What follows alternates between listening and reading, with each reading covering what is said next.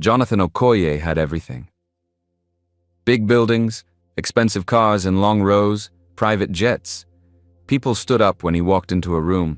They clapped when he gave a speech. His phone never stopped ringing, rich beyond what most people could imagine. His family owned Okoye Global Industries. People feared him. Some worshipped him. But deep inside, Jonathan was tired. Tired of fake smiles. Tired of women who only loved his money, not his heart. The world called him brilliant, powerful, untouchable. Then came the lonely nights. Every night was quiet. Too quiet. He lived alone in a big mansion with rooms he never entered. The lights were on, but his heart felt dark. His bed was soft, but sleep never came easily. He would lie there, staring at the ceiling, asking himself the same question every night. Does anyone love me for me? Jonathan had dated many women, models, lawyers, influencers. They smiled at his money. They laughed at his jokes, even when they weren't funny. But deep down, Jonathan knew they didn't love him. They loved the billionaire. Then came Susan. She was smart, charming, and kind, or so he thought. He gave her his heart. He bought her a ring. He planned a future. But one morning he walked into his office early and found her with his chief financial officer, laughing, kissing. Jonathan said nothing. He turned around, walked out.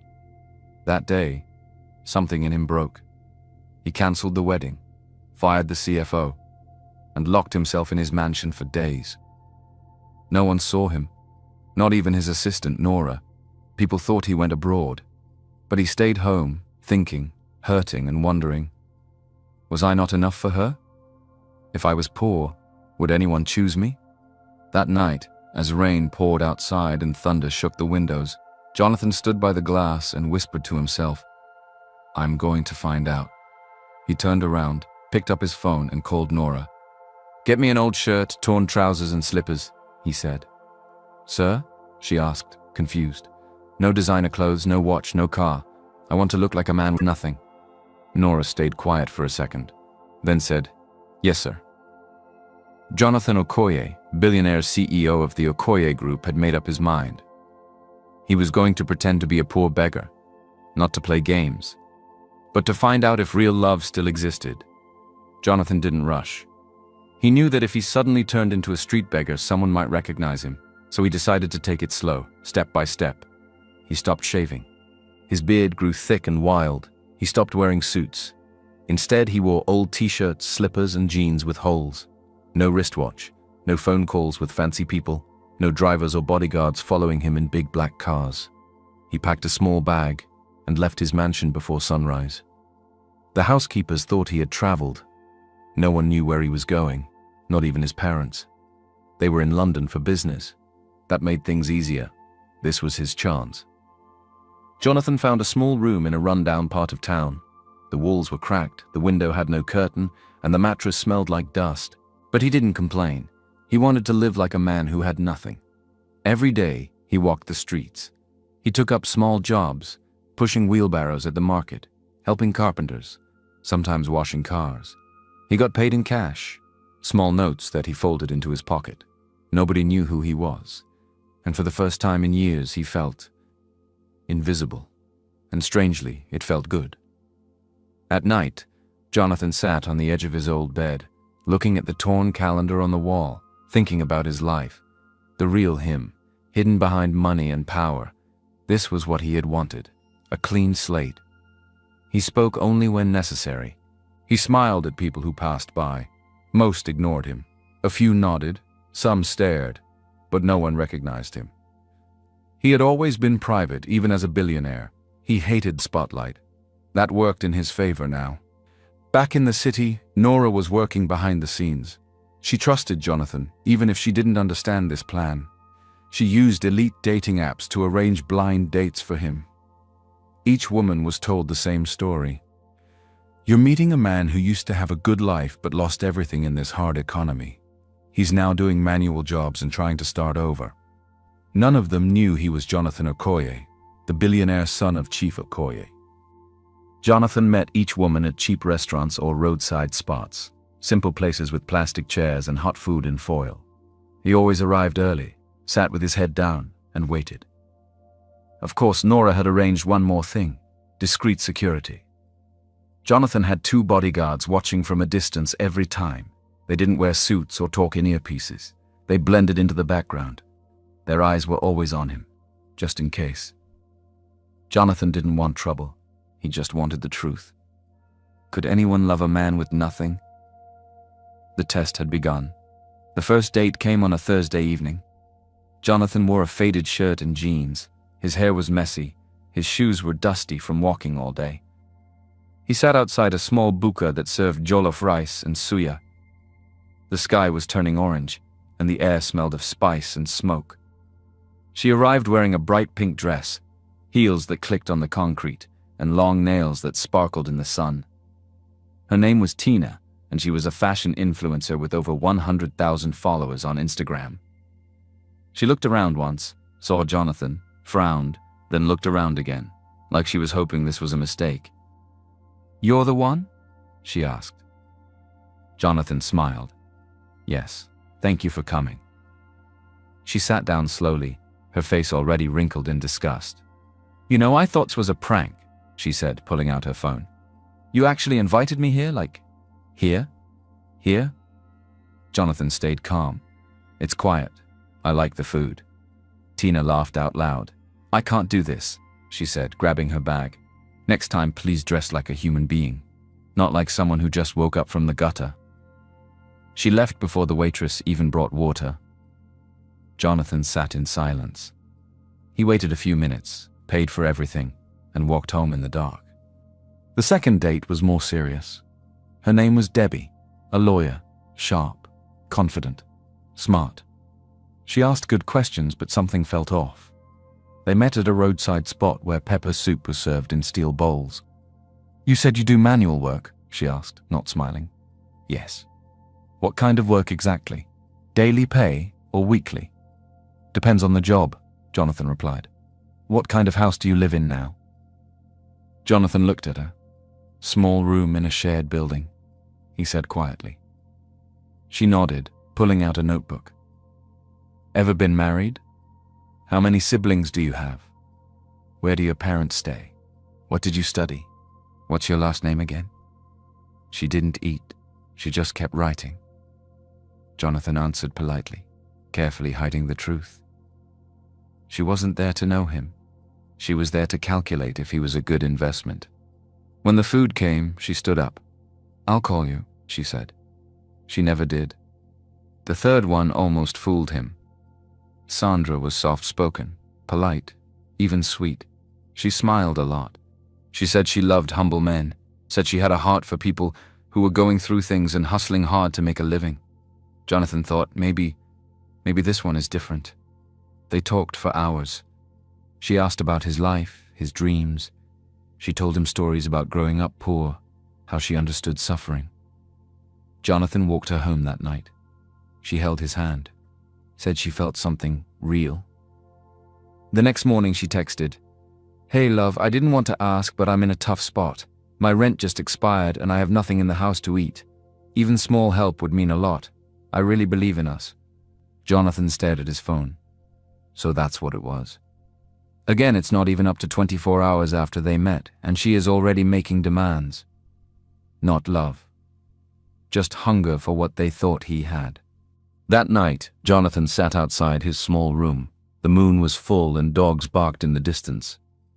He didn't speak, didn't move. He just sat there. His heart felt tired. He thought about the dates, about all the smiles that turned fake. Maybe there was no such thing as true love. Maybe no one saw the man, only the name, only the money.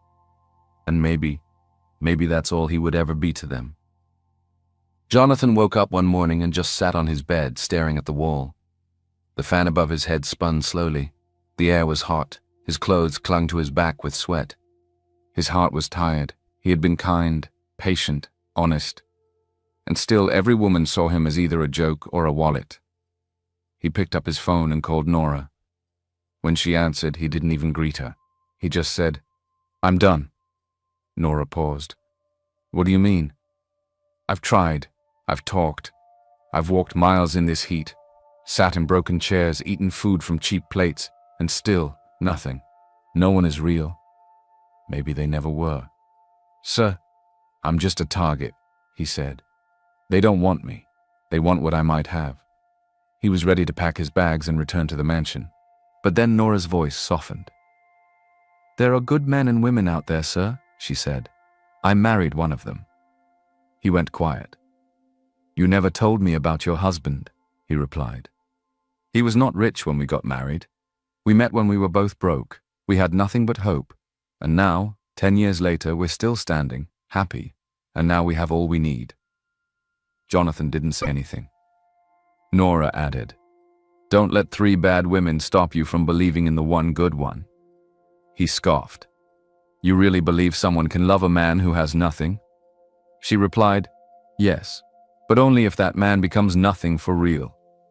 Jonathan's eyes narrowed. "Fine," he said. "Let's take it all the way." Nora blinked. "What do you mean?" "I'll go out again," he said. "But this time, not as a poor worker." He stood up slowly. "I want to see if anyone in this world can love a man who looks like he's lost everything." He paused. "I'll become a homeless beggar." There was a long silence on the line.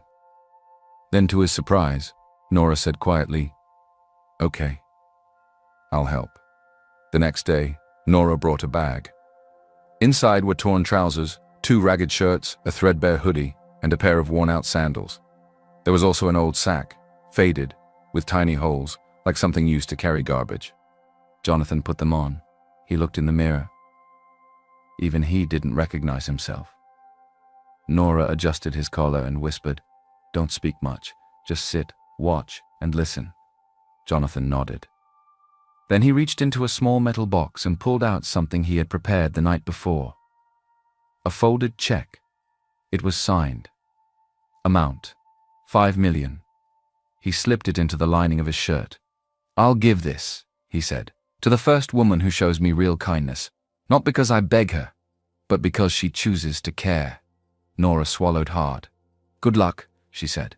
Jonathan took his sack and left. He sat near market gates, bus stops, and busy junctions in the heart of the city.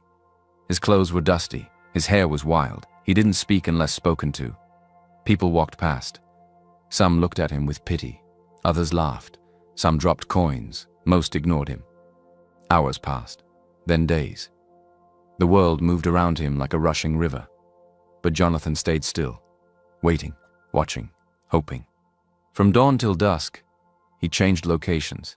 Sometimes by the roadside, other times at bus parks or market entrances. People passed him every minute. Some whispered, some laughed, some looked through him like he didn't exist. A few dropped coins. One woman even threw bread at him like he was a dog.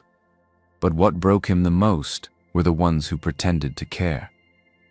There was one girl, Toke, who stopped beside him, smiled sweetly, and said, "You look like you've been through a lot, poor thing." Jonathan looked up, grateful, pretending like he hadn't eaten that day. "Please," he said softly, "can I have some water or bread?" Toke's smile faded instantly. "Ern, you want to eat?" She burst into laughter and walked away, calling her friend on the phone. "Guess what? One smelly beggar just asked me for food." Another woman, Kiki, sat beside him, took selfies with him, and told him to smile for the camera. She uploaded the pictures with a caption, "Helping the needy is a vibe. #blessed." Then she left without saying anything. No food, no kindness, just likes and comments.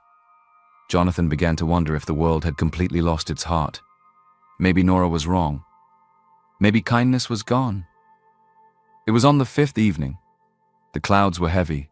The sky was dark. Rain had begun to fall.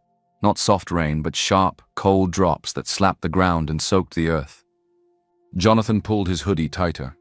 He sat near a tailor's shop, its wooden sign barely hanging, the thread and needle logo washed out by years of sun. Then she came. She ran across the road with an umbrella in one hand and a nylon bag in the other. Her dress was simple, a simple but elegant lilac blouse and black trouser.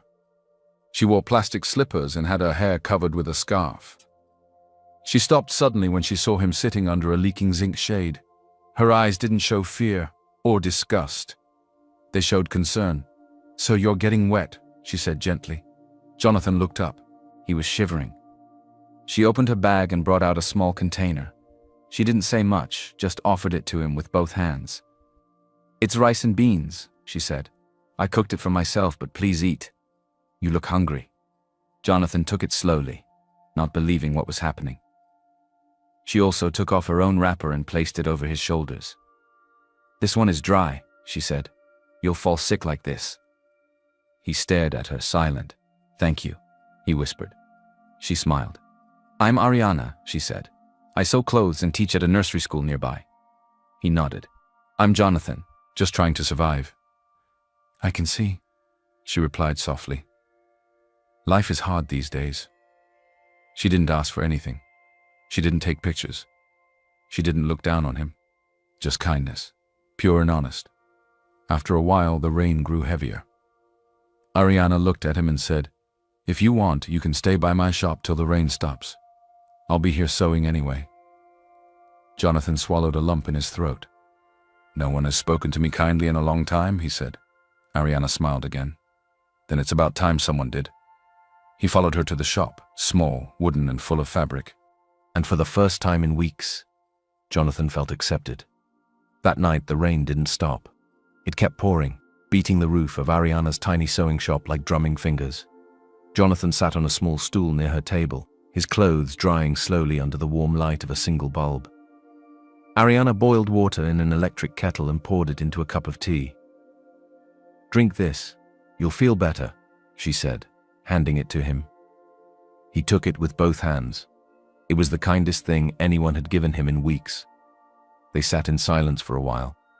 Then Jonathan spoke softly. "I'm homeless. Now." Ariana looked at him, surprised but not shocked. He expected pity or judgment, but she simply nodded. "Well, if you don't mind, you can stay here," she said, glancing around her shop. "It's not much, but it's dry and safe." Jonathan blinked. "You'd let me sleep here?" She smiled gently. "Why not? My house is just around the corner. I come here every evening after teaching. I'll bring you food." Jonathan felt something warm in his chest, not from the tea, from her.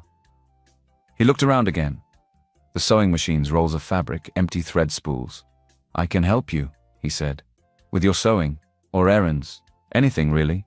Ariana laughed. "You know how to sew?" "I can learn." And so, days passed. Jonathan helped clean the shop, cut fabrics, carry bags for customers, and deliver finished clothes. In the evenings, he waited for Ariana to return from school, dusty and tired, but always smiling.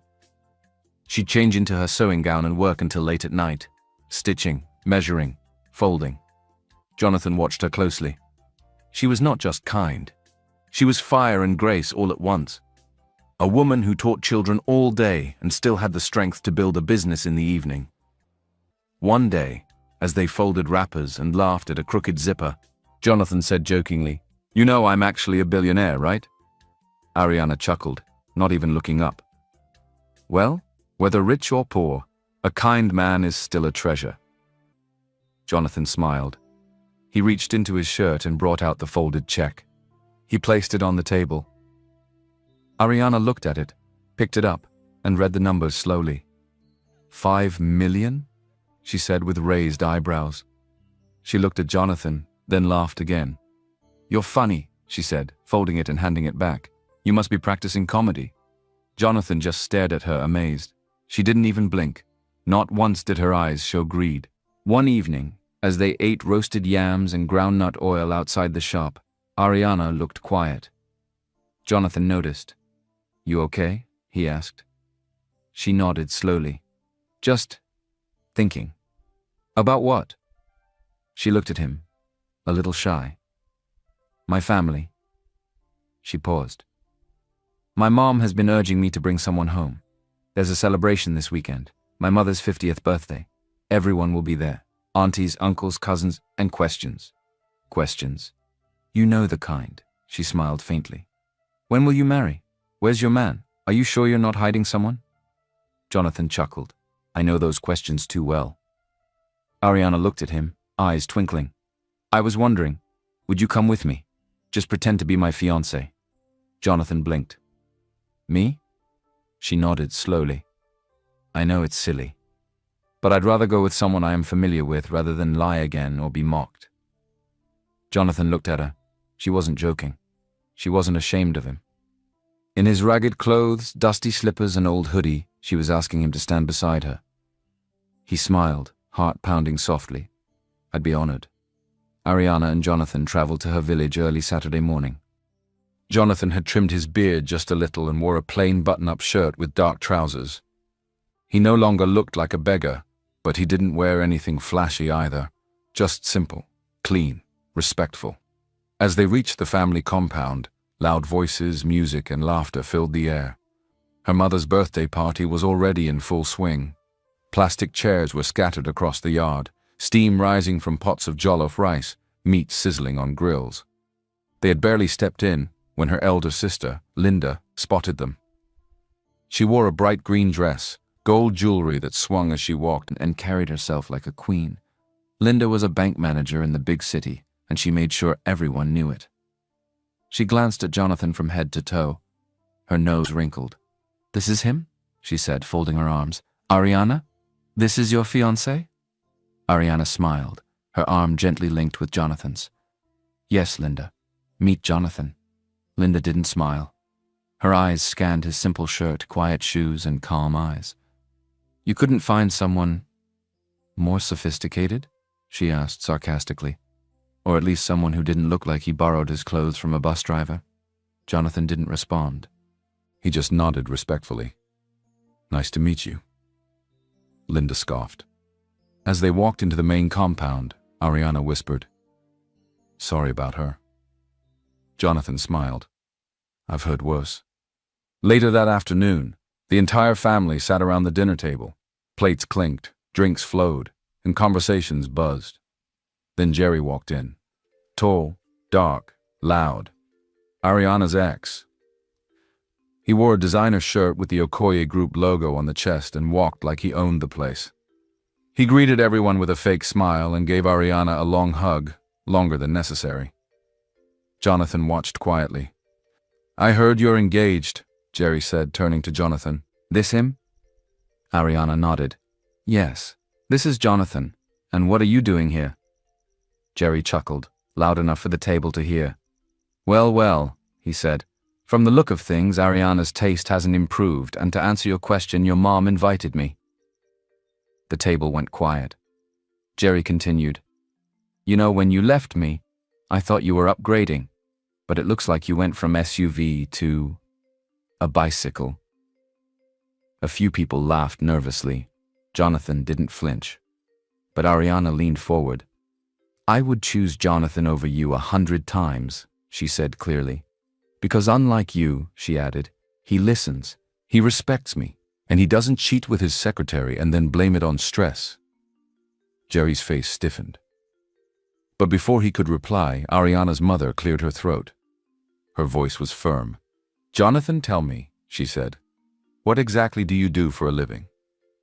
Jonathan smiled softly. "I do little things here and there." Ariana's mother wasn't impressed. "So, no job, no land, no car? How exactly are you going to take care of my daughter?" "Mom," Ariana cut in, "I'm happy. Isn't that what matters?" Her mother stared at Jonathan. "Are you sure you're not manipulating her? Hiding behind kind words because you know you have nothing to offer?" Jonathan remained calm. He didn't defend himself. He didn't raise his voice. He simply looked down and folded his napkin. That night, after the guests had gone and the moon hung low, Jonathan stepped outside the house and made a quiet phone call. Just 4 words. "Nora, send it tomorrow." The next morning, the sun rose over Ariana's family compound. Everyone gathered in the yard for breakfast, laughing, eating leftover rice, and sharing stories. Then a loud sound came from outside. Vroom! The deep hum of a car engine turned heads. A sleek black SUV pulled up, followed by 2 more vehicles. All 3 were sparkling clean, tinted, and clearly expensive. The driver stepped out, holding a red file and a small box. "Who is the mother of Miss Ariana?" he asked. Ariana's mother stepped forward, confused. He handed her a box. Your daughter's fiancé instructed me to deliver this. Inside the box, keys to a brand new car. The crowd gasped. Wait, someone shouted. Is this for real? Before Jonathan could say a word, Jerry stood tall, grinning. Come on now, he said loudly, patting his chest. You know I had to do something special for the woman who raised my first love. Eyes turned to him. You bought all this? Someone asked. Jerry winked. Supervisor for Okoye Group, remember? Life has changed. Everyone clapped. Ariana's uncles clinked their drinks together. Linda hugged Jerry. Wow, you're too much, Ariana. This is how you know a real man. Jonathan stood quietly beside Ariana. He didn't speak, even though he was the one who had prepared the gift. He didn't correct them. He just watched. Later that week, back in the city, Ariana invited Jonathan to a housewarming party. Her old schoolmate, Juliet, had just bought a flat and invited all their university friends. Juliet's home was bright and shiny, modern lights, leather chairs, and a big TV playing music videos. The girls wore makeup and expensive perfume. The guys wore loud cologne and talked about jobs in oil companies, banks, and foreign firms. Ariana wore a plain gown and flat shoes. Jonathan wore his usual quiet clothes. They barely entered when whispers started. Is that Ariana? Still dressing like a help. She was the best graduating student, right? Guess brains don't always mean money. They laughed. Juliet welcomed them with a plastic smile. Ariana, long time. Then she turned to Jonathan. And this is...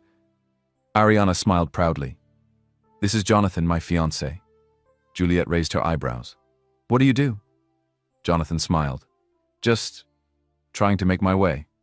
Ah, no company? Nope. No startup?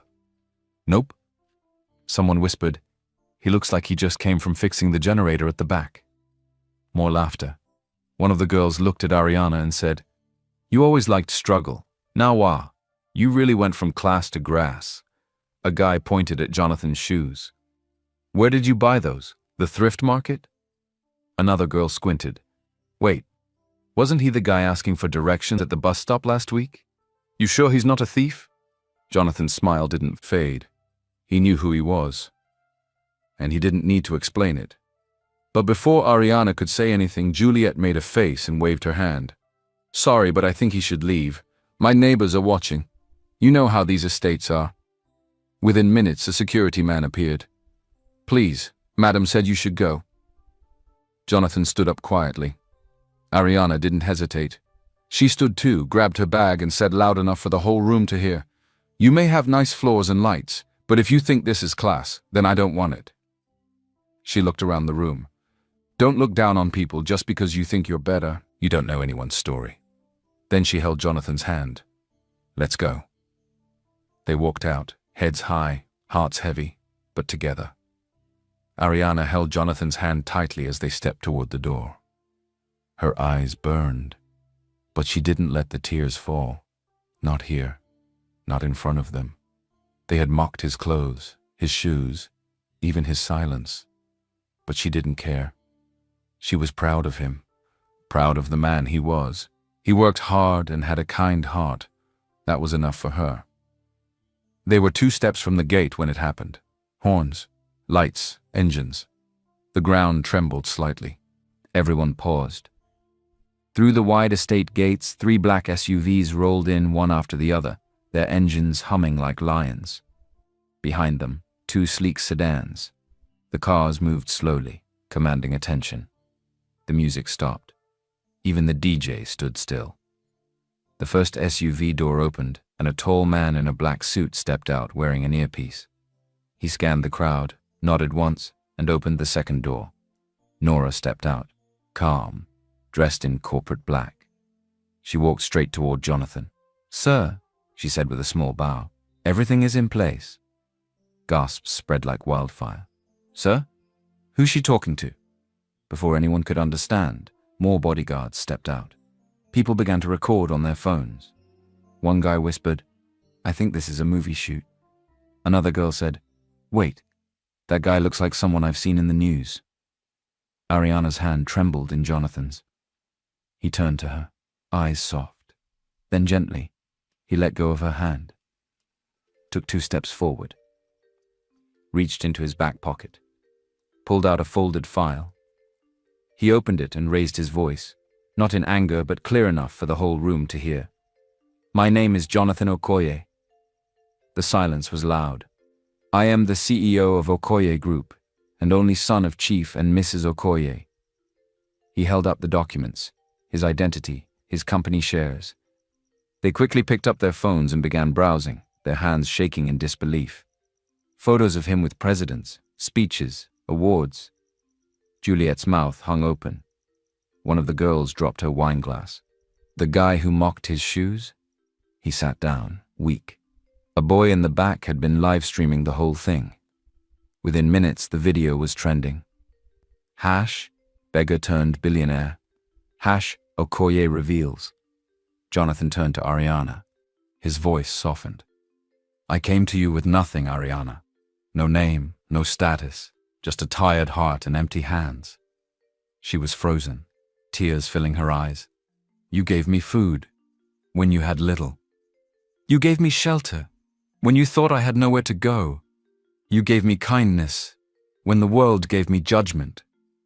He knelt down and brought out a small velvet box. The entire room gasped. Even the security guards looked surprised. He opened it slowly. A diamond ring glistened under the lights. Ariana, he said, his voice shaking a little. You are a rare gem, and I want to spend the rest of my life thanking God for letting me find you. Will you marry me? Ariana covered her mouth, tears falling freely now. She nodded. Yes, she whispered. Yes, Jonathan. The room broke into applause. Some people clapped awkwardly. Others stood frozen in shame. Juliet walked up slowly, face red with embarrassment. Jonathan, I'm so sorry for everything we said. We didn't know. He looked at her calmly. You judged the packaging, not the person. Then he turned back to Ariana, holding her hand, eyes never leaving hers. You were the only one who saw me. And in that moment, surrounded by silent stares and flashing cameras, Jonathan and Ariana walked away side by side. Not as beggar and teacher, but as soulmates. 2 days after the housewarming drama, Jonathan held a press conference. It wasn't for business. It wasn't for profit. It was personal. Cameras flashed. Microphones pointed forward. Reporters whispered, waiting. Then Jonathan stepped up to the podium, wearing a dark blue suit, calm and confident. Nora stood beside him. He cleared his throat. I have a personal announcement to make today, he began. One that's bigger than any company deal or contract. He looked into the cameras. I want to publicly introduce the woman who changed my life with a plate of food, a dry wrapper, and the kindest heart I've ever known. He smiled. Her name is Ariana Williams, and she is my fiancée. The press room gasped. Screens lit up across the country. Within minutes, it was everywhere. Blogs, headlines, social media. Okoye CEO engaged to seamstress schoolteacher. From kindness to crown, Ariana and the billionaire. Back in the village, phones started ringing. Ariana's mother sat in silence, reading the news on her small phone, lips pressed together. Linda cried softly in the kitchen, ashamed of her words. Jerry sat on his bed, pale. He knew. He had insulted, mocked, and even stolen credit in front of the real boss, the CEO of the company where he was only a supervisor in just one of the branches. His hands shook. He didn't sleep that night. In the city, Jonathan had a surprise planned. He took Ariana to a beautiful house with white walls, golden lights, and flower gardens. This is yours, he said. She stared, speechless. And this, he added, holding up a car key, is your new car. Then he gave her an envelope. She opened it slowly. 100 million, in her name, for her business, her sewing, her dreams. Ariana's eyes filled with tears. But then, she handed it back. Jonathan blinked. I didn't help you because I wanted anything, she said softly. I helped you because it was right. I can't take this. Jonathan looked at her, stunned. Everyone else wanted more, but she wanted nothing. Nora, standing nearby, chuckled and whispered, "I told you so." Jonathan laughed quietly, eyes still on Ariana. "And I'm never letting you go," he said. Later that evening, Jonathan's parents returned from their long business trip abroad. The house was quiet when they arrived. A few minutes after they settled in, Nora entered the room with a soft knock. "Your son is finally engaged. I believe you must have seen the news," she said gently. His mother's smile froze. "To that nobody?" she asked. Her face tightened. She stood up, pacing. "She's a school teacher?" she said, voice sharp. "A seamstress? She's not from our world, Nora." His father stayed quiet. "She will embarrass us at international events. What will people say?" Nora replied calmly. "People will say your son found love, that's all." But Jonathan's mother wasn't having it. "She is not his equal." She folded the article and threw it on the table. "This is not over." The next morning, Jonathan sat across from his parents in the grand living room of the Okoye mansion. Sunlight poured through the glass walls, but the air felt cold. His mother sat upright, her fingers tapping slowly on the armrest.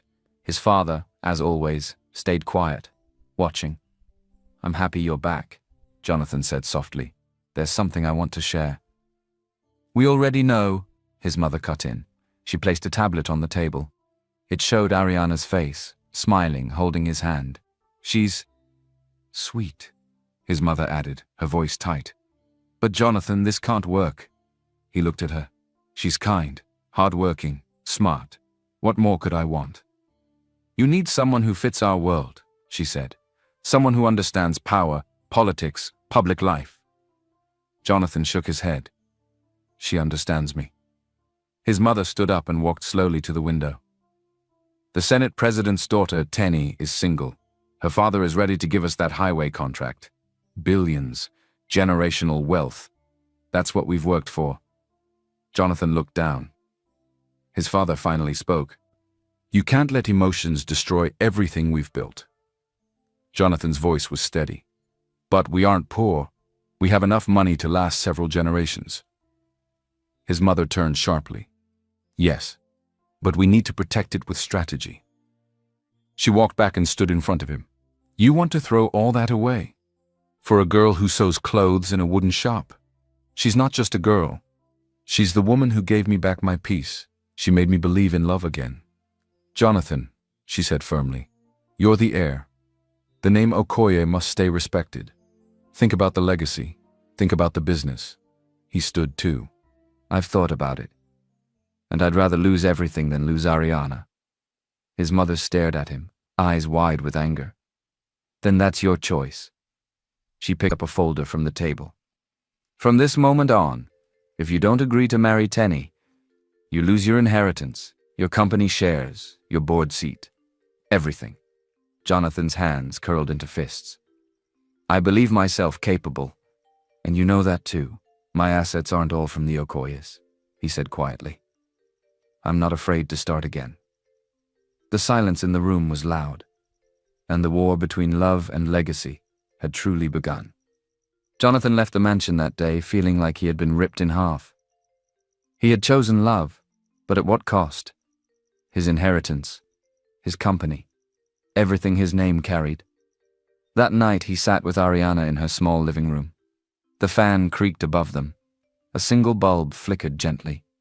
She sat beside him, quiet. He could see the pain in her eyes. "You don't have to say it," she said softly. "I know what your parents said." Jonathan turned to her. "I don't care what they say." "But Jonathan," she whispered, "you've worked for that company since you were 20. It's your life. It's your name." He held her hand. "You are more than all of that. I can start over. I have a lot of assets and cash. I won't go broke." Her eyes filled with tears. "I feel like I'm pulling you away from your world." "You're not," he said.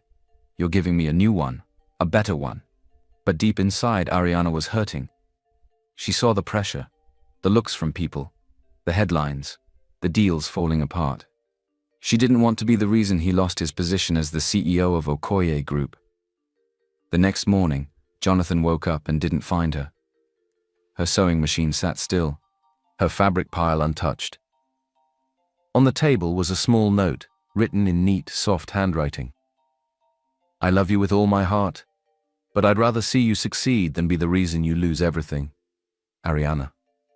Jonathan stood there, the note shaking in his hands. He felt like the world had dropped out from under him. Days passed.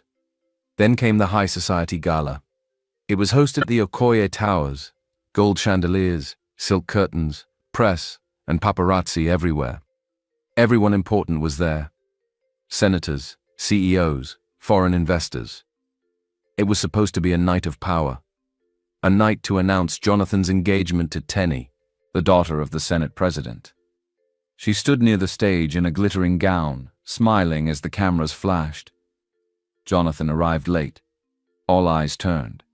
He walked in, wearing a plain black suit, no tie, no designer pin, just calm strength in his step. He walked to the stage and held the microphone. "Good evening, everyone," he began. Silence. "I know this night was meant for an announcement, and there is one." People leaned forward. He looked around, then said clearly, "I don't want a queen from politics. I want a queen with a heart, the queen of my heart." A few gasps. Tenny blinked, confused. "My parents gave me an ultimatum." He paused. "I chose love." He looked straight into the crowd, voice steady. "If you can't accept the woman who gave me hope when I was lost, who made me see the good in people, then I'll step down as CEO tonight. If I can't lead with my own heart, then I have no business leading at all." Gasps turned to murmurs. People exchanged stunned glances. He stepped down from the stage, walked out into the night. Head high, heart open. Meanwhile, far away from there, Ariana sat quietly on the edge of her bed, her fingers trembling slightly as she held the small white test strip. 2 pink lines. She stared at them again. And again. Tears rolled down her cheeks, silent, soft, not from fear, but from the weight of love and confusion sitting heavy in her heart. She was pregnant. It had been 2 weeks since she left Jonathan. She hadn't picked his calls, hadn't opened his messages. She had changed towns, moved in with an old friend, and started teaching at a small community school. Every day she told herself, "It's better this way. He has enough pressure. He deserves to fly without worrying about me. I'll raise this child alone, quietly, with love." She rubbed her belly gently, whispering, "You're not alone, okay? Mommy's here." But some nights she held her pillow and cried silently, because she missed him so deeply. Meanwhile, Jonathan was restless. He had searched every corner of the city, called every number, checked every neighborhood where she might be, but no one had heard from her. He stood outside her old sewing shop one evening, the lights off, the air still. He whispered, "Where are you, Ariana?" He had given up everything, but without her, even freedom felt empty. One quiet afternoon, Jonathan's mother was at a charity event in a small town. She had decided to escape the noise after the gala disaster, where Jonathan walked away from his legacy. As she passed a health center, she saw a familiar face, thin, tired, but glowing. It was Ariana. She was helping a pregnant woman carry a bag of baby clothes. Jonathan's mother paused. She watched Ariana from a distance, how she smiled softly, held the woman's hand, wiped her tears. She looked down at Ariana's belly and saw the tiny bump. It wasn't obvious to ordinary onlookers, but for a mother with a keen eye, she could tell. Her eyes widened. Her heart stilled. She asked the nurse quietly, "Do you know that young woman?" The nurse smiled. "That's Miss Ariana. Sweet girl. She teaches the children here. She's expecting, lives humbly but always helping others." Jonathan's mother stood in silence for a long time. The woman she had once rejected, the one she said wasn't from their world, was now carrying her grandchild, and carrying it with grace. For the first time in a long while, something in her heart melted. She sat quietly in her room that evening, holding a cup of tea that had gone cold. She kept thinking of Ariana's face, the way she smiled through pain, helped others with nothing, and carried Jonathan's child without asking for a thing. Her husband walked in, silent as usual, reading the day's financial reports. "I saw her today," she said softly. He looked up. "Who?" "Ariana." His eyes narrowed slightly. "She's expecting," she added. "She's living in a tiny place, teaching, helping at a clinic, still standing tall." He said nothing.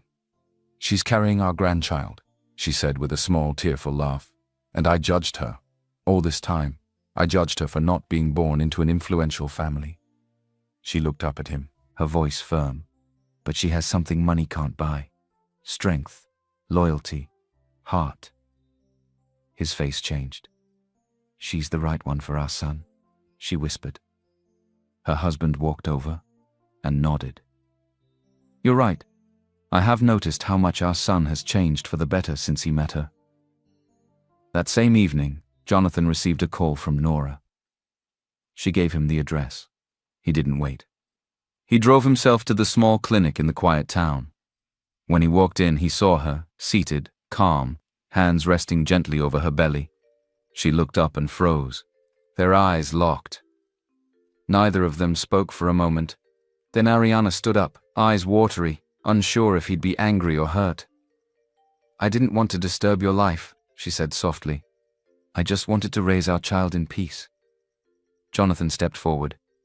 His hands trembled as he placed them on her stomach. "You're carrying our child?" he whispered. She nodded.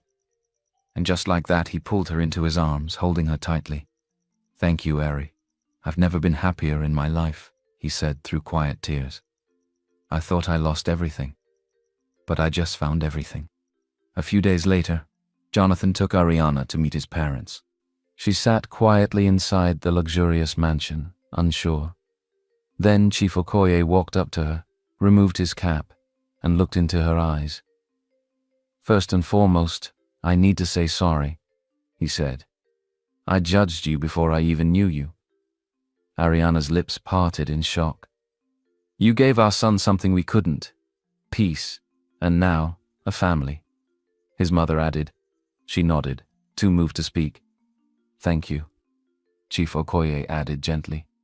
A few days later, Ariana was sitting at the Okoye mansion, her hands wrapped around a warm cup, when her phone rang. It was her family. Not just her mother or Linda, all of them. Her uncles, her aunties, her cousins. And they didn't just speak to her. They asked to speak to Jonathan. One by one, they came on the line, apologizing. "We should have reached out to you long ago, but we were too ashamed. We were wrong. I misjudged you. I looked down on you, and now I have learnt a valuable lesson." Ariana's mother said quietly, "Thank you for loving her the way we should have." Jonathan listened, nodded, and forgave them with a soft voice. Because Ariana's heart was big, and now his was too. Soon after, the story of Jonathan and Ariana was everywhere. Newspapers, blogs, news channels. The billionaire who was willing to give up everything for love. And the teacher who loved him without knowing his wealth or family name. Investors admired his courage. Shares in Okoye Group doubled. Old partners returned. New ones joined. People trusted him more now, not just as a businessman, but as a man with a heart. And this time, Jonathan wasn't just the CEO. He was a man respected by the world for who he was, not just what he owned. As for Jerry, his fall came quietly. No press, no noise. One morning, a memo came from headquarters. He was terminated. An audit had revealed he had been moving company funds into fake accounts. Jonathan hadn't asked for it. He was too busy to care about a supervisor from a small branch. He didn't even know. But karma had its way. Jerry left in shame, knowing he had lost not just a job, but his own integrity. The sun shone softly over the Okoye mansion. The air smelled of fresh jasmine and vanilla. A long red carpet stretched down the aisle, lined with golden chairs and rose petals. White doves sat in cages, ready to be released at the kiss. The world had heard of this day. The media whispered about it. But inside the estate gates, it wasn't about power. It was about love. True love. Guests were seated, including world leaders, CEOs, and distant royals, but Jonathan's eyes searched only for one face. And then, she stepped out.